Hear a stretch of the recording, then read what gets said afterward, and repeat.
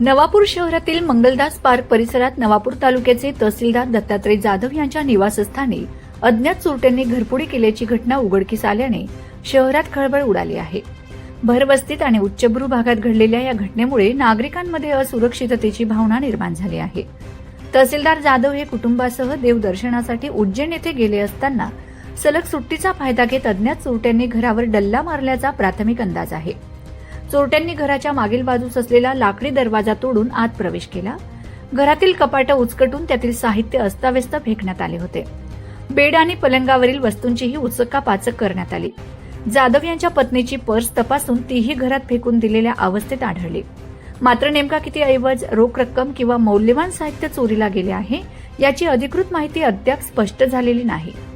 तहसीलदार जाधव परतल्यानंतरच नेमकी हानी किती झाली याचा उलगडा होणार आहे. सकाळी साफसफाईसाठी आलेल्या महिलेला मागील दरवाजा तुटलेला दिसून आला. तिने शेजाऱ्यांना माहिती दिली आणि त्यानंतर पोलिसांना कळविण्यात आले. घटनेची माहिती मिळताच नवापूर पोलीस ठाण्याचे पोलीस निरीक्षक अभिषेक पाटील आणि त्यांचे पथक घटनास्थळी दाखल झाले. फॉरेन्सिक टीम आणि श्वान पथकानेही तपासणीसाठी पाहणी केली असून परिसरातील सीसीटीव्ही फुटेज तपासले जात आहेत. श्वान पथकाने संभाव्य मार्ग दाखविल्याची माहिती मिळत असून पोलिसांकडून अज्ञात चोरट्यांचा शोध सुरू आहे.